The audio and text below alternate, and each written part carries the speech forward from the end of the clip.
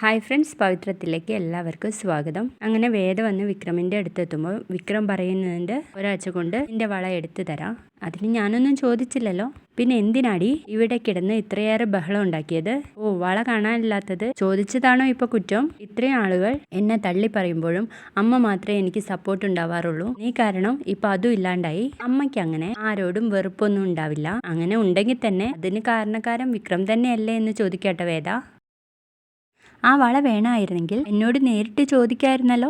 ഞാനത് ഊരി തരില്ലായിരുന്നു ആരും അറിയാതെ. ചോദിക്കാത്തതാണോ ഇപ്പൊ കുറ്റം? അതുകൊണ്ടാവും ഇത്രയേറെ ബഹളം വെച്ച് ആളുകളെ അറിയിച്ചത് എന്ന് പറയുമ്പോൾ ഞാൻ ബഹളം വെച്ചതൊന്നുമല്ല.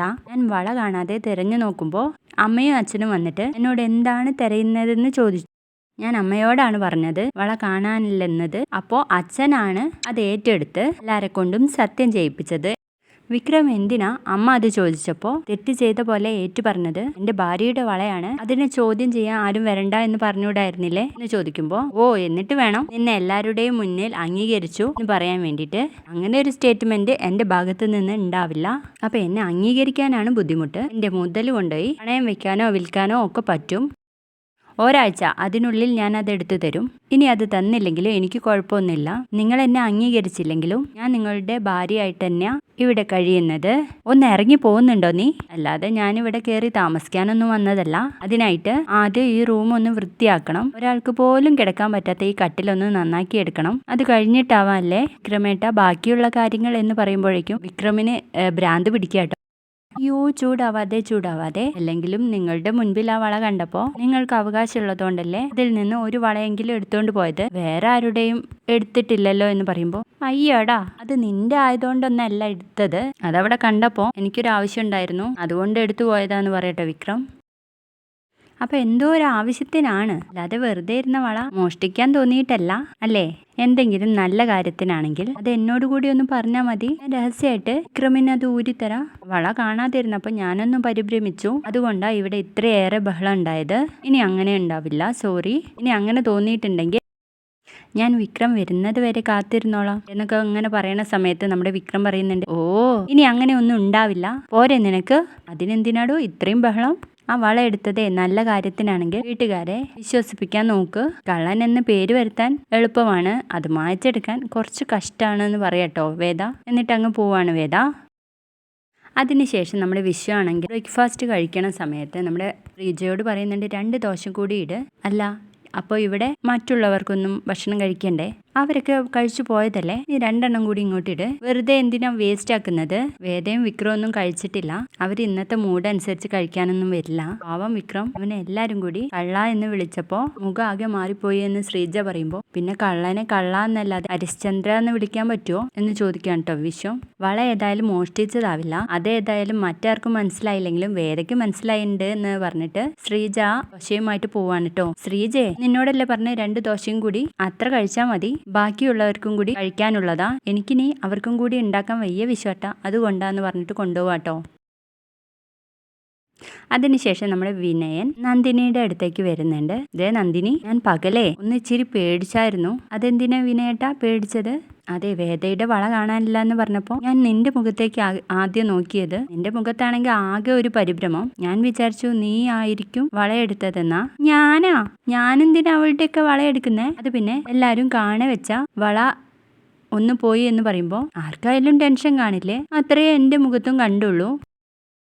നിനക്കാണല്ലോ നന്ദിനി സ്വർണം കാണുമ്പോൾ കൺട്രോൾ പോകുന്നത്. അയ്യടാ തമാശതാ. അത് മാത്രല്ല നന്ദിനി, കഷ്ടകാലത്തിന് ഞാൻ പറയുകയും ചെയ്തു അച്ഛനോട് ഇവിടെ ആരെങ്കിലും എടുത്തതായിരിക്കും എന്ന്. നിന്റെ മുഖത്തത്തെ പരിഭ്രമം കൂടി കണ്ടപ്പോ, അതെ എനിക്ക് ഇവിടുത്തെ ആരുടെയും സ്വർണം ഒന്നും മോഷ്ടിക്കേണ്ടി വന്നിട്ടില്ല ഇതുവരെ. എന്റെ അച്ഛനെ അത്യാവശ്യം സ്വർണം പണവും തന്നിട്ട് എന്നെ അങ്ങോട്ടേക്ക് കല്യാണം കഴിച്ചു വിട്ടത്. അത് ആരാ പണയം വെച്ചത്, ആരാ വിറ്റത് എന്നൊക്കെ ഞാൻ പറയാതെ തന്നെ അറിയാലോ എന്നിങ്ങനെ പറയുന്നുണ്ട് കേട്ടോ വിനയനോട്. തുടർന്ന് നമ്മുടെ വിക്രമിന്റെ വീട്ടിലേക്ക് ജീന എന്നൊരു പെണ്ണ് വരികയാണേ. അല്ല ആരാ ഇത്, ജീനയോ? വാ മോളെ, എന്തൊക്കെയുണ്ട് വിശേഷം? എനിക്ക് സുഖം, മാഷിനോ എന്ന് ചോദിക്കുകയാണേ. നീ വിദേശത്തല്ലായിരുന്നോ എന്ന് ചോദിക്കട്ടോ മാഷ്. വിസയൊക്കെ ശരിയായതാ, പക്ഷേ പെട്ടെന്ന് അമ്മയ്ക്ക് സുഖമില്ലാതായത്. അയ്യോ മേരിക്ക് എന്ത് പറ്റി? അമ്മയ്ക്ക് വയറ്റിൽ ഒരു മുഴ. ചെക്കപ്പ് ചെയ്തപ്പോൾ അത് 3rd സ്റ്റേജ് വരെ ആയി. സ്പ്രെഡ് സ്കാൻ ചെയ്തപ്പോൾ സ്പ്രെഡ് ഇല്ലാന്നറിഞ്ഞു. അതുകൊണ്ട് പെട്ടെന്ന് സർജറി വേണമെന്ന് പറഞ്ഞു. ഇന്നലെ ആയിരുന്നു സർജറി, അത് കഴിഞ്ഞു എന്ന് പറയണേ. അപ്പോൾ ജീന വേദയെ കാണുന്നുണ്ട്. നമ്മൾ തമ്മിൽ ഇത് ആദ്യമായിട്ടല്ലേ കാണുന്നത്. ഞാനേ വിക്രമിനെ കാണാൻ വേണ്ടിയിട്ട് വന്നതാ. അപ്പോൾ മാഷ് പറയുന്നുണ്ട് അവനുമായിട്ടുള്ള കൂട്ടുകെട്ടൊക്കെ അവസാനിപ്പിക്കുന്നതായിരിക്കും നിങ്ങൾക്കൊക്കെ നല്ലത്. ഇപ്പോൾ വീട്ടിൽ നിന്നേ മോഷ്ടിച്ചിട്ടുള്ളൂ, നാളെ ആവുമ്പോൾ അത് പുറത്തു നിന്നും തുടങ്ങും. അപ്പോൾ നിങ്ങൾ വെറുതെ കരുവാൻ നിൽക്കണ്ട, സൂക്ഷിക്കുന്നത് നല്ലതാ എന്ന് പറയാട്ടോ. എന്താ മാഷേ ഇത് എന്ന് ചോദിക്കുന്നുണ്ട് കമല. അപ്പോഴേക്കും നമ്മുടെ നന്ദിനി പറയുന്നുണ്ട്, ജീന നിൽക്ക്, ഞാൻ പോയി വിക്രമിനെ വിളിച്ചിട്ട് വരാം. അത് വേണ്ട എടുത്തി, ഞാൻ പോയി വിളിക്കാന്ന് പറയുമ്പോഴേക്കും ജീന വേദയോട് പറയുന്നുണ്ട്, വിക്രമിനെ വിളിക്കണ്ട, ദാ ഇത് കൊടുത്താൽ മതി എന്ന് പറഞ്ഞിട്ട് ആ ബാഗിൽ നിന്ന് വള എടുത്ത് കൊടുക്കുക കേട്ടോ. അമ്മേ, ഇതല്ല ആ വള? അതെ മോളെ, നിനക്ക് ഇത് എവിടുന്ന് കിട്ടി? ഇത് ഇന്നലെ വിക്രം തന്നതാണ്. വിക്രം ഇത് തന്നതുകൊണ്ട് മാത്രമാണ് എൻ്റെ അമ്മയുടെ ഓപ്പറേഷൻ ഇന്നലെ നടന്നത്. ഒരുപാട് ആളുകളുടെ അടുത്ത് ഞാൻ ക്യാഷിന് വേണ്ടി ചോദിച്ചു നോക്കി, പക്ഷെ ആരും തന്നില്ല. അത് നേരെ വിക്രത്തോട് വിളിച്ചു പറഞ്ഞു. വിക്രം ഈ വളയുമായിട്ട് എൻ്റെ അടുത്ത് വരുമായിരുന്നു. അറിയാലോ ആശുപത്രിയുടെ സ്വഭാവം, ക്യാഷ് അടച്ചില്ലെങ്കിൽ ഒരു ദയയും കാണിക്കില്ല അവർ. ഇന്നലെ വൈകിട്ട് ക്യാഷ് വന്നു, രാവിലെ ആയപ്പോഴേക്കും പണയം വെച്ച മുതലിങ്ങ് തിരിച്ചെടുത്തു കൊണ്ടുവന്നതാ എന്ന് പറയട്ടെ ജീന. അപ്പോഴേക്കും കതക് തുറന്ന് നമ്മുടെ വിക്രം വരുന്നുണ്ട്. ആ, ഇതാര്, ജീനയോ? എങ്ങനെയുണ്ട് ഇപ്പൊ അമ്മയ്ക്ക്?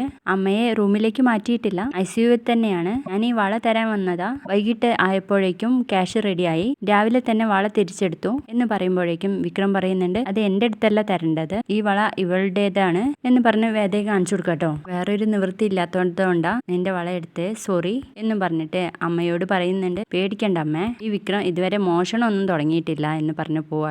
അങ്ങനെ കമല നിന്ന് സങ്കടപ്പെടുന്നുണ്ട്. ജീനയാണെങ്കിൽ വേദയ്ക്ക് വള തിരിച്ചു കൊടുക്കുകയാണ്. ഇപ്പൊ മനസ്സിലായി, കുട്ടി അറിയാതെയാണല്ലേ വിക്രം എനിക്ക് വള എടുത്തു കൊണ്ടുവന്നത് എന്ന് പറയാണ് കേട്ടോ.